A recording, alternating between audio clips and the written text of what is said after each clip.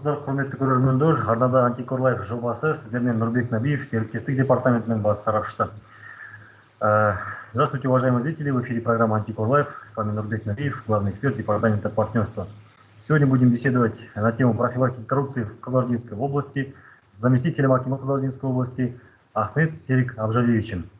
Құрметті көрермендер, біз бүгін Қызылорда облысында сыбайлас жемқорлықты алдын алу туралы сұхбаттасамыз. Бұл мақсатта Қызылорда облысынан тікелей эфирде Қызылорда облысы әкімінің орынбасары Ахмет Серик Абжалиұлы. Ассалаумағалейкум, Серик Абжалиұлы. Уалейкум ассалам, Нұреке. Саламатсыздар ма, құрметті көрермендер? Неге уақыт бөліп бізге тікелей эфирге шыққаныңызға алғысымыз шексіз, рахмет. Ал енді сұрақтарға көштік. Жалпы мінекей елде Қызылорда облысында жастарға арналған мемлекеттік әлеуметтік тапсырыстардың жүзеге асырылуы қаншалықты ашық бақыланады. Өйткені білеміз ғой, ашықтық деген сыбайлас жемқорлықты едәуір төмендететіні туралы. Рахмет сұрағыңызға. Ең біріншіден жалпы цифрларға тоқтасақ, біздің облысымызда қазіргі таңда 809 мыңнан астам тұрғындар бар. Оның ішінде жастарға тоқталсақ 175 мың. Ол 23%-дан асып отыр қазір. Сондықтан жастар бұл тек қана жай ұрандатқан ұғымдар емес. Жастар ол қазіргі біздің нақты күшіміз, өзіміздің өнеріміздің. Сондықтан жастар саясатына біз қатты назар аударамыз. Мысалы, осы жылы 11 әлеуметтік жоба белгіленіп еді. Оған 120 миллионнан астам қаражат бөлініп еді. Бірақ та енді мынау пандемия деген бізге бөгет жасап, кідіргі жасап, тек қана бізге емес, бар әлемде.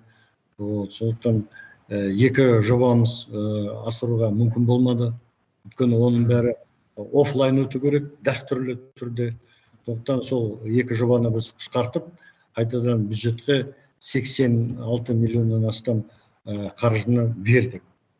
Ал енді бұл салада негізі қазір бәр республикада да, біздің өңірімізде де дәстүріміз бір, мемлекеттік сатып алу конкурстары бәрі транспарентті, ашық түрде өтеді. Сондықтан тамыр деген, тамыз деген, рулас деген ондайды ұғымдарды баяғыда ұмытылған, ешкім оны іздемейді. Бәрі бізде ашық, қол жетімді деп айтуға болады. Тағы да қосымша айтайын деген, бізде жастар саясаты мәселе басқармасы өзі жүйелі түрде жұмысын істеп жатыр.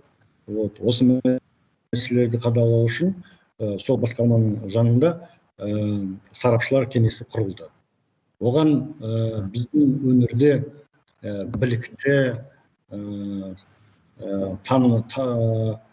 жақсы салаларды білетін, абыройлы азаматтар кірді. Мысалы, азаматтық альянстың төрайымы Анар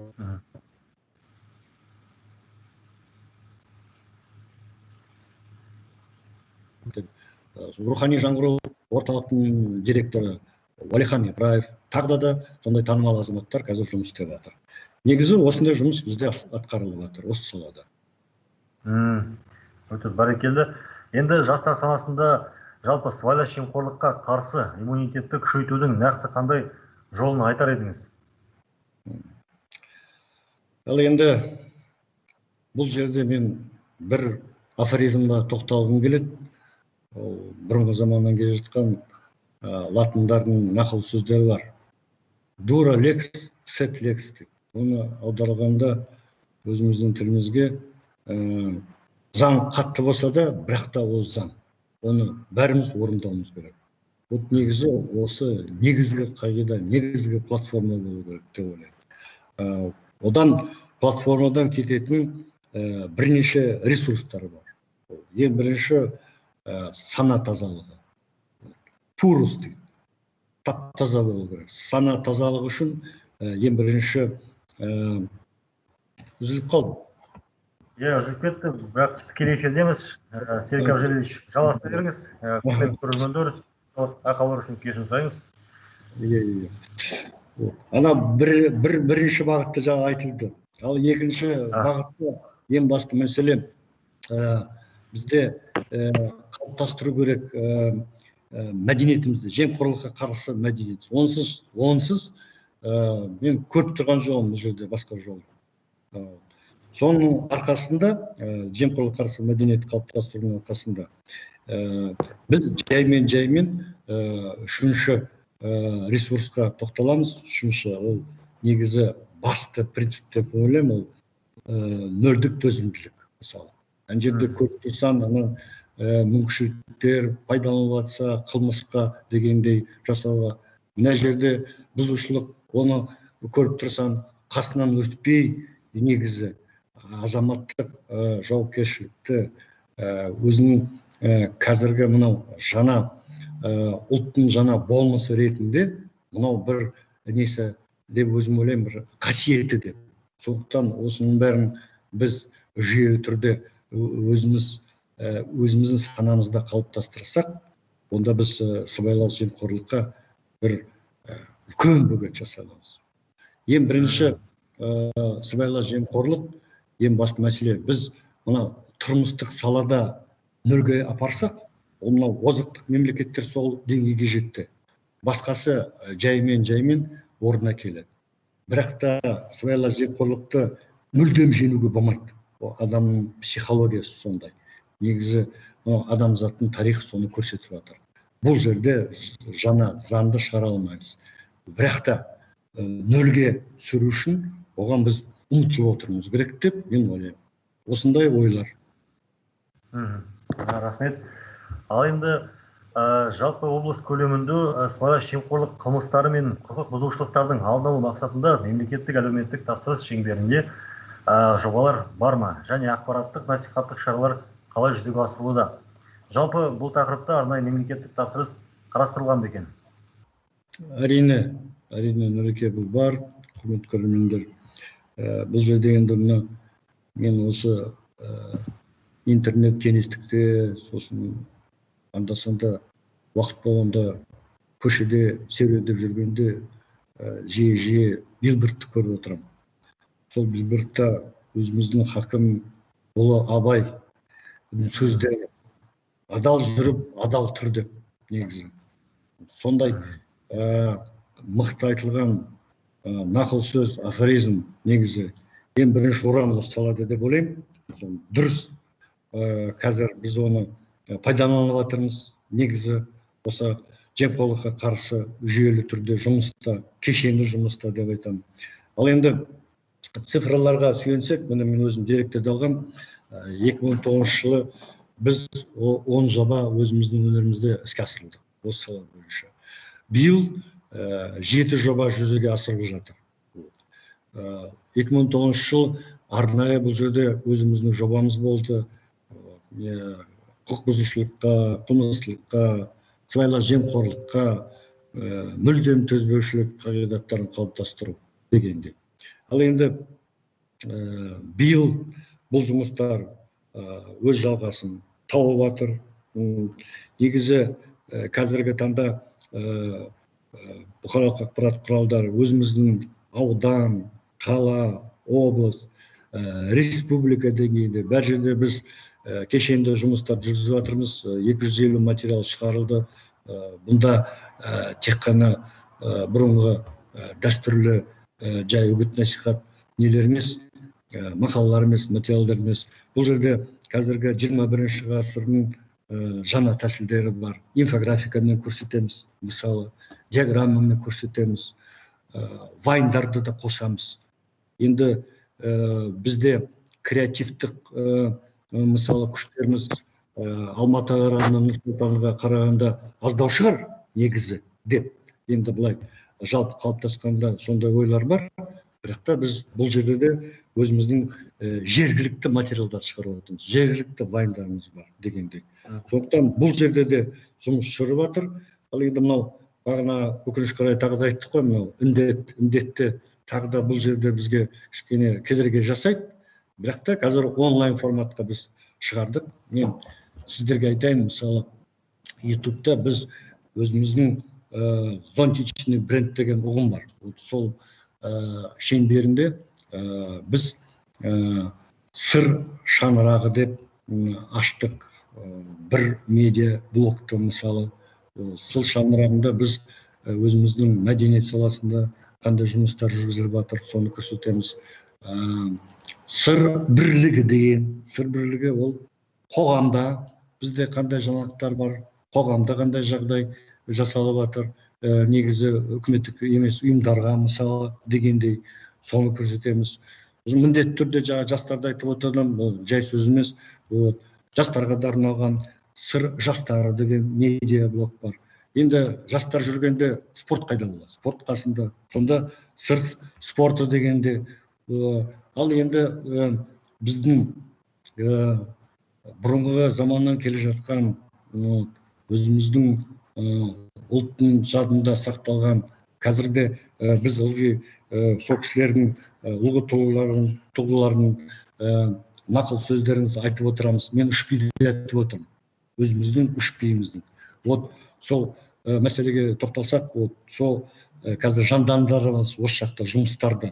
Өйткені бұл да бізге керек. Адал жүріп, адал төр тек қана Абай Құнанбаев емес, біздің Төле би, бабамыз айтқан осы сөздерді. Ол негізі бұл мәселе Майқы би, Төбе биден келе жатыр. Бірлік түбінде бірлік болу керек. Сондықтан біз осы мәселені негізі сол бірлікке тоқтатып, бірлік қазір бізге керек деп, осы жағынан тағы бір медиа канал аштық, сыр бірлігі дегенде. Осындай жұмыстар бізде атқарылып жатыр. Өте керемет. Ал жалпы цифрландыру саласы бойынша бір-екі сұрақ қойайын деген, өйткені цифрландыру деген сыбайлас жемқорлықты деңгейін төмендетудің басты факторларының бірі ғой, былай айтқанда. Қазіргі таңда сыбайлас жемқорлық тәуекелдерінің алдын алуда цифрландыру бағыты бойынша қандай шаралар іске асырылып жатыр екен елде?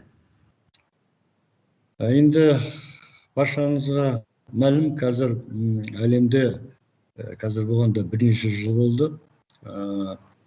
Адамзат жаймен төртінші технология, алтыншы технология платформа, төртінші өзіміздің өндіріс революция ретінде жаңа экономикаға көшіп жатыр. Бұл негізі Давос форум деген бәріміз білеміз. Сол Давос форум негізі қалаушы Клаус Шваб деген бар. Сол шығарған нәрсе цифрлы экономика, цифрлық экономика. Бізде де Қазақстанда білесіздер, арнайы өзіміздің бағдарламамыз бар. Өмірде де, біздің өнерде де бұл жұмыстар жүріп жатыр. Негізі сыр өндірімде цифрландыру жұмыстары 2018 жыл басталды. Сол жылдар осы 3 жыл кетті ғой енді. 3 жылдың ішінде біз 50-ден астам жоба жүзеге асырылды. Міне ағымдағы жылы деректерді қарасам, мысалы біз 12 жобаға қазір көздеп отырмыз. Негізі біз күштерімізді салып отырмыз.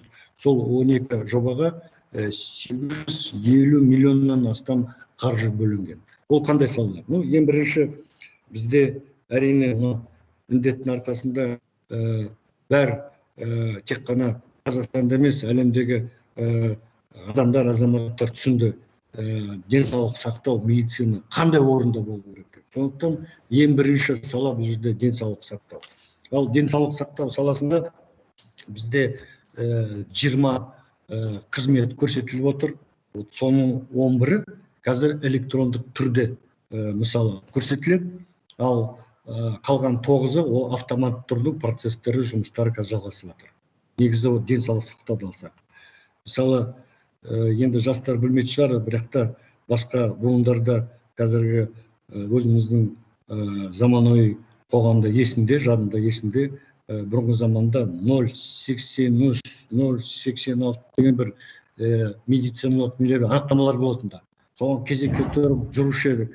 Қазір мүлдем ешқайда бару керек жоқ. Оның бәрі QR кодпен алынады. көрдіңіз бе, мынау осы цифрлық жұмыстар, цифрлық экономиканың бұл бізге қандай жетістіктері. Жаймен сондай нәрселер қазір басқа жерлерде жасалып жатыр. Міне салаларды алсақ, екінші мысалы сала тоқтағым келіп тұр. Бұл қауіпсіздік сала, қауіпсіздік мәселелері. Бұл жерде ең бірінші біз ылғи менің құқығым деп шыға келеміз. Ол дұрыс. Құқық сақталу керек, оны қорғау керек. Осы жақтан адами факторды жою үшін, мысалы, полицияға да көп нелер, мысалы, арыздар түсіп жатады. Біздің жақтан, ана жақтан. Сондықтан бұл жерде әділеттік болу үшін, ешқандай өсек болмау үшін, сөз болмау үшін, видеорегистратор деген бар, мысалы. Сол мәселелер, бұл құралдар қазір негізі әр полиция қызметкерлерінде болу керек деп, осы жерде жұмыстар бізде жүргізіліп жатыр. Қазір мысалы айтайын, анау әкімшілік хаттамалар, оның бәрі электрондық форматта бәрі мысалы толтырылады. Бұрын мысалы оны бәрі қаламмен, қағазбен жасалушы. Міне екінші жетістік. Ал енді үшіншісі, мына өзіміздің азаматтық жауапкершілікті көтеретін негізі. Сосын біздің өркениеттік деңгейін көрсететін. Ол мына соған көмектесіп атқан, мен өзім ойлаймын, екінші мынау көшелерде, ағын мысалы өте көп жерлерде біз нелерді орнатамыз. Өлшеуіштері, жылдамдықтардың өлшеуіштері. Сол өлшеуіштері бойынша сіздерге бір ақпарат айтайын. Мысалы бізде облыс орталығында 13 стационарлық арқан деген осындай жылдамдық өлшеуіштер орнатылды. Оған біз жергілікті бюджеттен 400 миллионнан астам теңге бөлінді. Ал енді қазір алдымызға тағы бір мақсаттарды қойдық. Осындай тағы да 7 жылдамдық өлшегішпен, сосын 25 интеллектуалдық бейнекамера орнатсақ деп. Ол тек қана жылдамдықты қарамайды ғой. Ана жерде бір мысалы бұзушылық болып жатса, ана жерде мысалы хулиган жолдастар бірдеме жасап жатса, соның бәрі көрінеді ғой негізі. Сондықтан бұның бәрі біздің құқығымызды, біздің қауіпсіздігімізге негізі соның деңгейін көтеруге арналған біздің іс-әрекеттер деп айта аламын. Осындай жұмыстар жаймен басқа салаларда бар. Тек қана денсаулық сақтау емес, қауіпсіздік емес, білім беруде, бизнес жағынан бұны көп айтуға болады негізі. Бізде де облысымызда, өңірімізде жүйелі жұмыстар жалғасып жатыр деп айтамын. Серік Әбжалыұлы, білім беру саласы дедіңіз енді. Бұл сала аса күрделі және сыбайлас жемқорлықтың тәуекелі жоғары сала ғой. Бұл саладағы олқылықтарды жойып цифрландыруға қатысты не айтасыз? Бұрынғы заманда мысалы басқа жерде жұмыс істеу, басқа жерде, басқа елдерде мысалы білім алу деген ол фантастика қараушы. Мысалы қазір енді өкінішке орай мынау пандемия бөгет жасап жатыр. Бірақ та жастарға біз қатты қуанып жүрміз осы жылдары. Өйткені мына болашақ деген елбасының бағдарламасы бар. Сол бағдарлама ретінде 11 мыңнан астам жастар қандай университеттерде білім алды. Америкада, Европада дегендей. Сондықтан біздің өңірімізде де жаймен осы жұмыстар жүріп жатыр. Біздің де түлектеріміз көп елдерде оқып жатыр.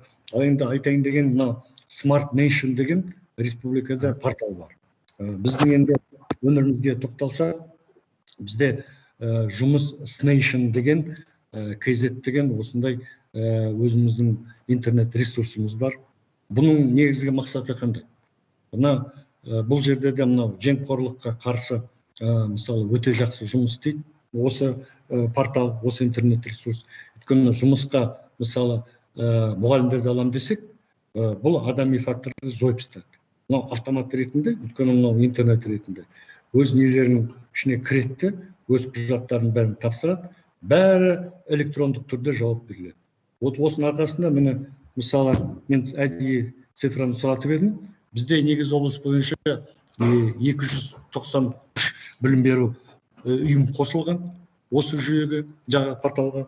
Ал енді мына цифрларды оқып жіберейін. Міне мысалы 679 маман жұмысқа қабылданды электрондық түрде. Бос жұмыс орындарда 1140 өтініш жіберілді. Бұның бәрі міне электрондық өмір, электрондық тәсілдер біздің өмірімізге кірген деген міне дәлелі. Бұл мектеп жағынан. Ал енді жұмыс жағынан қапыетімізді. Енді мектепке көшсек. Мектепте бұл енді ата-аналарға бәріміз біз тек қана ер адам, әйел адам емес, біз семья құрамыз, отбасы құрамыз. Сондықтан балаларға ең бірінші, тем более біз өзіміздің қазақ ұлтымызда ең бірінші балаларға, ұрпақтарға жақсы білім деген өзіміз қанымызға сіңген сондай ең бірінші қасиеттеріміз бар. Осы жерге тоқталсақ, мысалы, қазір бірінші сыныпқа баратын балаларға, мысалы ата-аналарға, мектепке жүгіру ешқандай қағаздармен жинап, ештеңе керек жоқ. Оның бәрі мына электрондық түрі, жаңа SMS хабарлама жасайды да, мына mектеп.kz қойып береді. Бұл мектеп жағынан. Үшінші, енді бізде Қызылорда облысында біздің сыр өңірімізде колледждер бар. Колледждер бойынша арнайы осы салаға біз college.kz деген аштық. Бұл жерде екі мақсатымыз бар. Облыс бойынша осы жүйеге 15 колледж қосылды. Мақсатымыз қандай? Ең бірінші, оқытушыларды электрондық түрде осы college.kz арқылы аламыз жұмысқа. Ол бірінші. Екінші, студенттердің өзі электрондық түрде құжаттарын тапсырылады. Сондықтан осындай жұмыстар бізде білім саласында жүріп жатыр. Қазір білім саласы біліп жатсыздар, бірінші 90 бәрі онлайн форматта, бізде де Қызылордада онлайн форматта, енді шалғай ауылдарда бұрынғы дәстүрлі форматта жүріп жатыр. Оны да айтып беру. Ал енді 1 қаңтарға шейін жоғары оқымдар ол тек қана онлайн форматта білім алып жатыр. Бізде де солай. Ал мінекей енді халықтық бақылау жөнінде мемлекет қаражатынан біршама құрылыстар жүріп жатқан белгілі. Алайда бұл құрылыстың мәліметтері жинағын қайдан көруге болады екен? Бұл сұраққа мен негізі бұрын Англияда мықты бір фантаст болған, Герберт Уэллс деген. Марс туралы көп айтқан, кеңес Ресейге келіп, көрген революция қалай жүріп отырған 20-шы ғасырда. Қазір айтайын деген енді бұрын бұндай ойымызға да келмейтінді. Жай қарапайым азамат, мысалы, ана құрылыс қалай басталды, нулевой фундамент, сосын қабырғалары қалай көтеріліп жатыр, ішкі жұмыстары қалай жүріп жатыр, бақылауға қатысатын сондай мүмкіншілік болады деп ешкім ойламаған.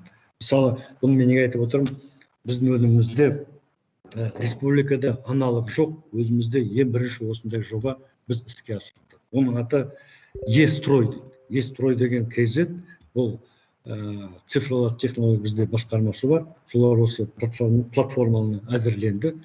Шілде айында, жуырда, осы жылы біз іске қостық осы строй KZ-ті. Мақсаты қандай? Қазір жаңа айттым ғой, әрбір азамат сол неге стройға KZ-ке кіріп, мысалы, любой стройка, құрылыстың, әрбір стройка, сипаттамасында біле алады, фотосуреттерінде көре алады. Сосын техникалық паспортты тоқталса, қай күні, айы, жылы басталды, мынау құрылыс, қашан аяқталады, бұның қандай тапсырыстары бар, қандай мердігерлері, сондай көп жаңа сипаттамаларды таба алады. Тек қана оны көріп, негізі мониторинг жасау емес, бұны бақылауға да қатысу жаңа мүмкіншілік беріп отыр осы ресурс. Ол өйткені жаңа техникалық, сосын ГОСТар деген бар, бізде СНИП деген бар, сол нормалары, құқықтық нормалары, ол басқаны техникалық норма, талаптары бұзылып жатса, ол әрбір азамат арыз шағым электронды түрде жаңа сайтқа жіберіледі. Тек қана сайтта оның бәрі тұрып қалмайды. Оған өзіміздің сәулет құрылысы бақылау басқармасы бар. Ол әрбір келген жаңа арыз шағымға міндетті түрде жауап береді. қайталап айтайын тағы да, бұл республикада аналог жоқ жоба. Вот осындай жұмыстар біз жүргізіп жатырмыз мына салада, құрылыс салада. Ал мемлекеттік сатып алуларға қатысты ақпараттардың ашықтығы бойынша не айтасыз? Бұл жерде де енді ең бірінші мен сүйенбек қойын, енді қазір біздің республикада ең сондай сауатты қоғам қазір тіршілік жасап жатыр. Сондықтан мынау интернет жақсы білет, қазір қандай заңдар бар, қаулдар бар деген. Бұл жерде енді осы саланың негізі үй қорының бойын қандай тұрғын үй қажеттен аламыз деген, бұның бәрі сүйенетін үкіметтің несі қаулы бар. Қаулы бойынша мен айта аламын. Бұл жерде енді бізде электрондық түрде әрбір азамат өз несін арызын бере алады. Қызылорда gov.kz деген бізде веб-сайт бар. Ол біріншіден. Сосын көре алады, қалай жүріп жатыр, негізі процесс болғанда қалай жылжып жатыр жаңа кезек. Ол көбісі соған қарамайды, сосын қайта келе береді. Негізі бұл ең бірінші не ғой, цифрлық сауаттылық. Ең бірінші соғанда жақсылап үйреніп алсақ, сосын заңдарды білсек, жаймен бұл келеді ғой. Оған ешқандай күмәнсіз, мен ешқандай сомнением жоқ ол. Сол айтайын деген, бұл жерде бізде жұмыстар жүріп жатыр. Негізі бәрі айтып кетейін, ашық, транспаrenттік, сосын қолжетімділік жаңа ресурстың арқасында біз жаңа кезекте қандай жұмыстар жүргізіліп жатыр көре аламыз.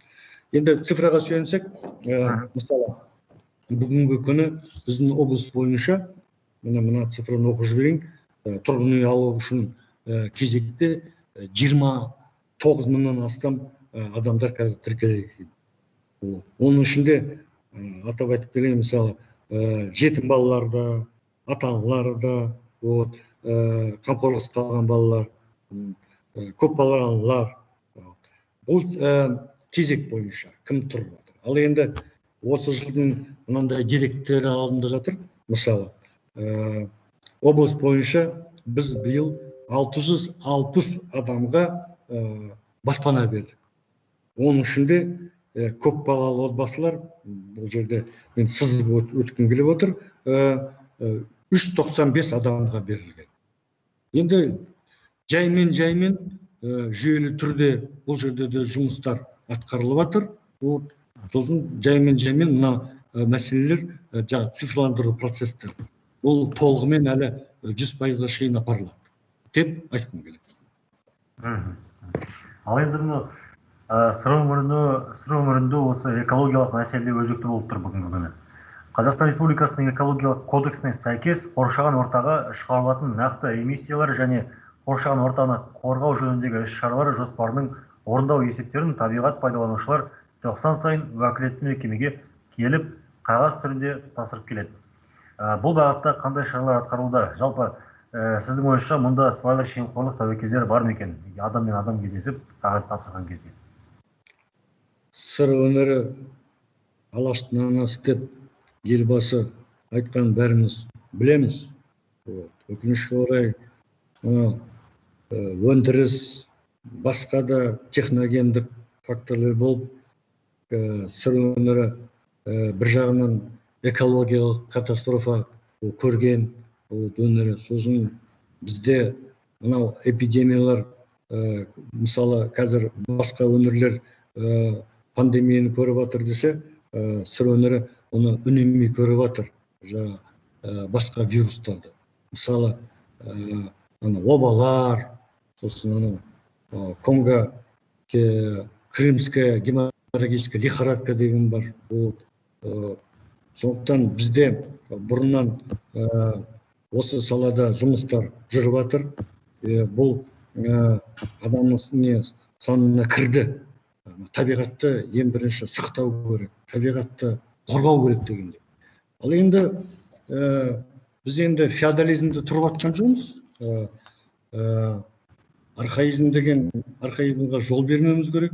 Озаттық процесске тұрғаннан кейін экономикада көтерілу керек. Қазір баршамыз білеміз, жаймен экономикада жеңілдету процесстер карантин жүріп жатыр. 2 аптада бір рет бас дәрігердің қаулы шығып жатыр. Осы жерде айтайын деген, мынау эмиссия деген немене? Оны бірінші өзіміз ұғымды түсінуіміз керек. Эмиссия деген ол әрбір өндіріс орны ол ластаушы заттарды шығарады негізі. Сосын оның бәрін шығарған заттары, төгінділері, оның бәрін орналастыру керек қой. Қалдықтарды. Вот сол үшін жаңағы өндіріс мекемелер, олар негізі мынау эмиссияға рұқсат алу керек. Сол рұқсатты экология кодексіне сәйкес бұның бәрі реттеледі. Ал енді бізде жаңа басында айтып кеттім ғой, цифрлық Қазақстан деген мемлекеттік бағдарламасы бойынша бізде де осы салада шаралар жоспары бойынша орындалып жатыр. Мен мына жерде айтайын деп отқаным, бізде электронды өзіміздің жүйе ретінде сайт ашылды, эмиссион орда гав kz деген. Бұл негізі басқа облыстарда, республикада енгізілмеген. Бұл ең бірінші сондай жоба. Сол жобаның арқасында, мысалы, біз көре аламыз. Мысалы, қоршаған орта эмиссияға биыл міне рұқсат алған 1500 табиғат пайдаланушылар бар біздің өңіріміз бойынша. Сол сайттың арқасында біз электронды да көріп отырамыз. Қандай жұмыстар жүргізіліп жатыр. Қазір мысалы жаңағы өндіріс мекемелерге басқару бастығына келу керек жоқ, қағаздарын алып келіп. Бәрі электронды түрде жасауға болады. То есть анау сапарға көзделген бюджеттер олар үнемделеді. Мысалы біздің сарапшылар маған мынандай жалпы цифра беріп жатыр. Осының арқасында біздің облыс бойынша 32-36 миллион теңге үнемделген. Осы жаңа жобаның арқасында. Сондай біз жұмыстар өшірді жүргізіп жатырмыз. Ал нәтижесінде мына осы жылдың 2 деп қап өтіңіздер. 6 айында электрондық түрде біз тек қана жаңа олардың нелерін, шағымдарын, өтініштерін қарамаймыз, біз ол кісілерден есеп аламыз. Қалай жұмыс істеп жатыр. Осы жерден айтайын деген 1430 табиғат пайдаланушылардың есептерін біз қабылдадық. Осы процесстер біздің үнемі мониторингтемізді, екіншіден біз осы процесстерді жүйелі түрде қадағалап отырамыз деп айттым келеді. Бәрекелді. Ал енді бюджетке қатысты мынандай сұрақ болады екен. Қазақстан Республикасы президентінің халық үніне құлақ асатын мемлекет тұжырымдамасына сәйкес мемлекеттік органдар бюджеттің ашықтығы, кері байланыс орнату қалай жүріп жатыр халықпен? Ел президенті Қасым-Жомарт Кемелұлы Тоқаев негізі өзінің сайлау платформасында 2019 жыл есімізде ғой 3 ұғыммен шықты. Адалдық, әділеттік, прогресс деген. Осы 3 ұғымның шеңберінде мынау сервистік мемлекет деген бұл қазіргі заманымыздың 21 ғасырдың ең басты міндеті, ең үлкен басымдық деп айтуға, приоритет. Сондықтан біздің өңірімізде де бұл жұмыстар кешенді түрде атқарылып жатыр. Енді жылдамдық бұл жерде. Оның бәрі негізі азаматтардың жауапкершілігіне сай. Прогрессияда, тікелей прогрессияда жатыр. Бізде ең бірінші басқа өңірде де бар, бізде де бар. Мысалы, облыстық өзіміздің қоғамдық кеңес мысалы жұмыс істейді. Бақытжан Шайлыбаев деген азамат оны басқарады біріншіден. Сосын екіншіден бұл осындай қоғамдық кеңестер ол қалада бар, аудандарда бәр жерде жұмысын істеп жатыр. Тек қана ол кісілер басқару процесті қырмайды, көгалтыруу процесстер бар мысалы дегендей оның ішінде сосын ортақ қалай пайдалану орындар дегендей оның ішінде ең басты мәселе жаңа бюджет қой. Сондықтан сіз қойған сұраққа мен айтайын деген жаймен бұл жерде осы жаңа қоғамдық кеңестердің жоспарында бұл да сұрақтар бар. Ол кісілер қоғамдық кеңестің мүшелері мемлекеттік органдармен басқа тиісті органдармен осы жұмыстарды кешенді атқарып жатыр. Биыл жаңа қоғамдық кеңеске тағы да бір жаңа ұғым пайдаланылып, тек қана ұғым ретінде емес, негізі өзіміздің өмірге кіріп жатыр. Ол қоғамдық бақылау деген.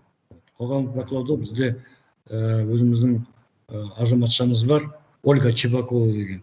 Сол кісі жақсы жұмысты атқарып жатыр. Айтайын деген енді халық үніне құлақ асатын мемлекет деген бұл тек қана принцип емес, бұл негізі біздің өмірімізге қазір сіңіріп жаймен өз нелерінің нәтижесін көрсетіп жатыр. Өйткені қазір тікелей Фейсбукта шығып жатыр, интернет ресурстарда, әлеуметтік желіде, басқа бізді электрондық құжаттар келіп жатыр, электрондық азаматтардың электрондық өтініштері келіп жатыр азаматтардан.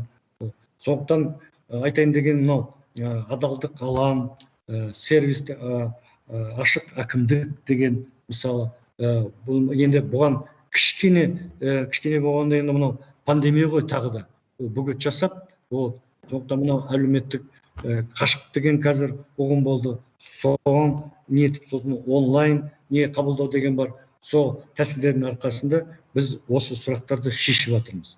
Енді бәріміз қазір күтіп отырмыз. Мүмкін жаңа екінші толқын коронавирусты келеді деп мысалы. Оған тек қана күту емес, қол жайып. Біз оған дайындалып отырмыз. Сондықтан біз мына цифрлық ресурстарды, цифрлық мүмкіншіліктерді қазір күшейтіп жатырмыз. Осындай жұмыс жасалып жатыр. Сонда Серік Абдуллович, бұл дайындық сонда нені қамтиды? Қандай мәселелерді жасап жатсыздар осы коронавирусқа дайындалу бойынша? Ең бірінші не ғой? Біз жаңа айтып жатырмыз, мысалы, бағана айттым ғой, медицинада біз мемлекеттік қызметтен 20 қызметті көрсетіп жатырмыз. Соның 11-і электронды түрде 9 автоматтық процесстер жұмыстар жүргізіліп жатыр. Сол жаймен сол жаңа 9-ды мысалы біз электрондық бірінші неге қатарға енгізсек, бұл мысалы біздің жұмысымыз деген. Бұл цифрландыру мәселесі бойынша.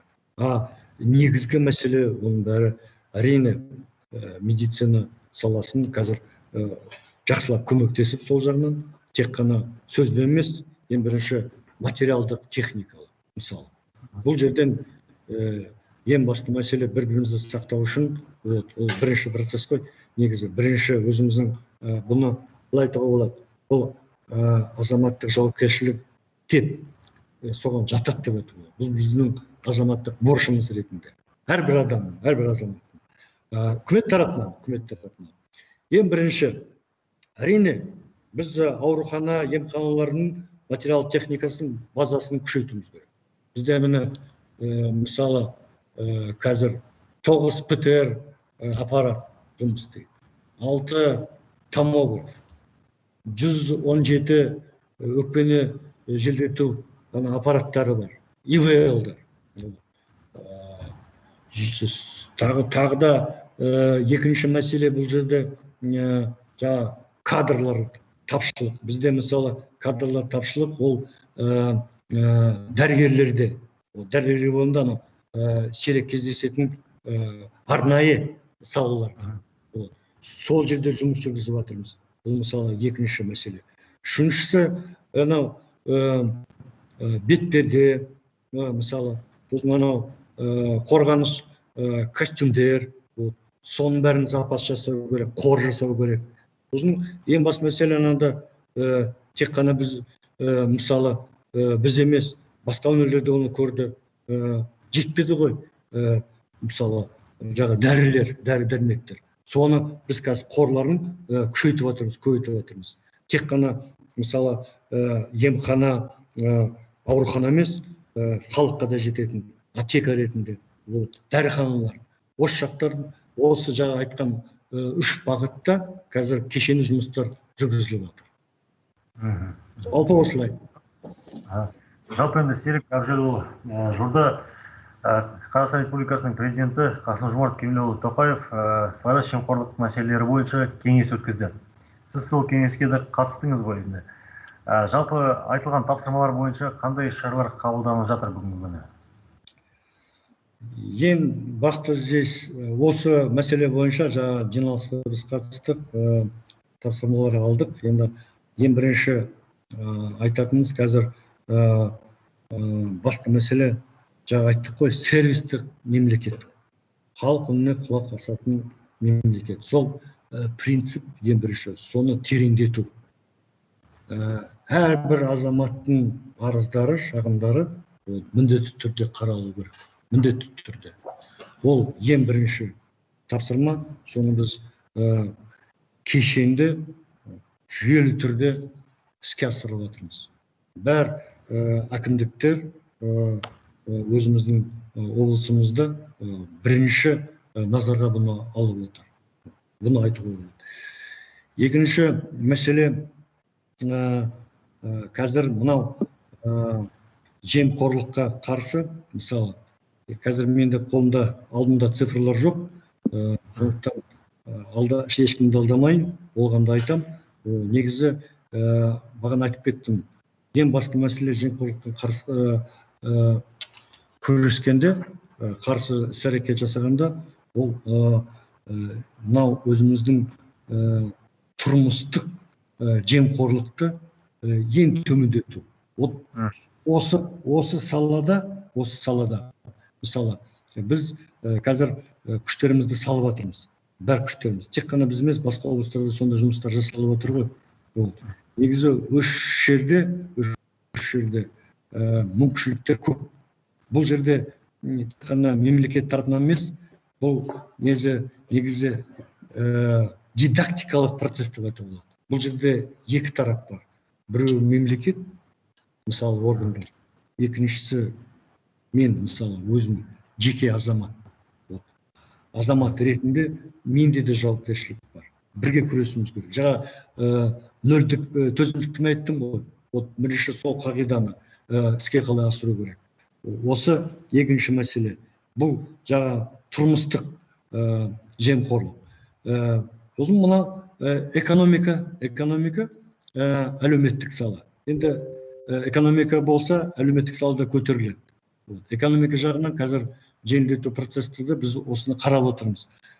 Қандай біздің экономикада нелер, бұзушылықтар, мысалы, қалай жүріп жатыр. Бұл жерде біз жақсылап сараптамалы жұмыстар жүргізіп жатырмыз. Тек қана теорияға сүйеніп жатқан жоқпыз. Міндетті түрде бізде 90-90 сайын әлеуметтік жұмыстар әзірленеді, исследование. Соның жұмыстардың арқасында әлеуметтік біз қарап отырамыз. Қай салада қандай индикаторлар, қалай төмендеп жатыр, қалай көтеріліп жатыр. Міне, мысалы, бір қағазға сүйенсем, алдымда мен дерек жатыр. Бұл жалпы айтқым келіп отыр. Мына осы 8 айдың облыс бойынша 8 айында жемқорлық қарсы өзіміздің сала бойынша айтса, бізге 8 айдың ішінде 40%-ға азайтты. Бәрі мынау дерек тіркелген жаңа бұзушылықтар. Ол былай көлемін алсақ 60 дерек болыпты сонда. Көрдіңіз бе? Осындай жұмыстар бізде жүргізіліп жатыр. Сосын бұл жерде айтайын дегенім, ана экономикада негізі зияткерлік салада тек қана қағида емес, тәсіл бар. Оны свод талдау дейді. Свод талдау, свод анализ дейді. Свод талдау ол бір жағынан көреміз, қандай бізде мүмкіншіліктер бар. Біріншіден. Екіншіден, сол мүмкіншіліктерді біз тәуекелдермен салыстырып қалай іске асырылып кейбіреулерін жоямыз, кейбіреулерін көтереміз дегендей. Оның бәрін фундаменті, негізі. Ең бірінші сол тәуекелдердің сараптамасы болу керек. Осы жерде біз осы мәселеге тоқталып, ішкі сараптаманы, тәуекелдердің ішкі сараптамасын міндетті түрде жасап отырмыз. Осы біздің үшінші бағыт. Енді кешенде айтсақ, сол жоспарлар бізде жаңа айтқан салалар, бағыттар, оның бәрі өзіміздің жоспарымызда бар. Ол жоспар бізде бұлай цемент ретінде, портланд цемент 500 ретінде қалыптасып сырсып қалған жоқ. Біз қазіргі өмірге қарап отырмыз. Жаңа өзекті трендтер, мәселелер шығып келсе, біз оның бәрін жаңа жоспарға кіргізіп, үнемі түрде өзектендіріп отырамыз, жандандырып отырамыз деген осындай біз жұмыстар атқарып отырмыз. Бізде енді Қызылорда облысы бойынша департаменттің жұмысымен енді таныссыздар ғой. Енді бірігіп атқарып жатқан шараларыңыз қандай екен? Қарым-қатынас қалай орнатылған? Қарым-қатынас бізде тікелей өзіміздің департаментпен біз үнемі түрде жаңа мен айтып қойған жоқпын, бір ұғымды адалдық алам деп. Сол адалдық аланың арқасында біз қадағалап отырмыз. Қазір бізде экономикада, әлеуметтік салада, сосын ең бірінші мәселе не ғой? Бұл әлемдегі ең бірінші бағыт бізде көтеріліп келе жатыр бұл сала. Бұл өзіміздің бизнес қой. Негізі шағын бизнес, орта бизнес. Сол жерде біз қалай көмектесе аламыз, қалай қолдау жасаламыз деп сол адалдық алаңында біз осы сұрақтарды қарап отырмыз негізі. Сондықтан тікелей цифрлар да бар, жаңа зерттеулер де жүріп жатыр, айттым ғой жаңа. Соған сүйеніп біз бірігіп жұмыс істеп жатырмыз. Сосын өзіміздің әкімдікпен жаңа айтылған департаментпен өзіміздің жоспарымыз бар. Соған арқылы біз жаңа кешен жұмыстарды жүргізіп жатырмыз. Жақсы. Ал Серік Әбділович, бізге Facebook парақшаға да сұрақтар түсіп жатыр екен. Сіз өзі Facebook'та парақшаңыз бар ма екен? Ресми өзіңіздің? Парақша бар, бірақ та уақыт жоқ оған қазір. Уақытша мен пост қазір жазып жүрген жоқпын, өйткені таңертеңнен кешке шейін жұмыстамыз. Сосын негізі кішкене мида қайнап кетеді ғой. Сол қайнап кеткенде, мысалы, демалу керек. Сондықтан соңғы айлары посттарым жоқ. Бірақ та өзім бар. Мүмкіндігіңізше көрермендерден түскен сауалдарға жауап беріп өтсеңіз, эфирден кейін, әрине. Сауалдар түсіп жатыр, оны қазір бәрін айтып шығу уақыт шектеулі, өкінішке орай. Серік Әбділұлы, сізге көп рахмет, уақытыңызды бөлдіңіз. Мінекей біз 50 минутқа таман тікелей эфирдеміз. Халық үшін осылай сұхбат жасап жатырмыз. Жалпы біздің сұрақтарға жауап бердіңіз. Көп рахмет. Нұрбек Айбекұлы, сізге көп рахмет. Құрметті көрермендер, сіздерге рахмет. Ең бірінші мен осы сұраққа қарап, өзіме де бір жаңа бағыттарды аштым. Маған жаңа импульс келіп жатыр қазір. Сондықтан осы жаңа импульс, жаңа бағыттар бұл өзімізге жаңа көзқарас біріншіден, жаңа мысалы тәсілдерге бағыт беріп отырады. Сондықтан осы жағынан сіздерге көп рахмет. Көп рахмет. Ал құрметті көрермендер, Серік Әбділұлы, аман сау болыңыздар. Кездескенше. Бәріміз аман болыңыз. Рахмет сіздерге.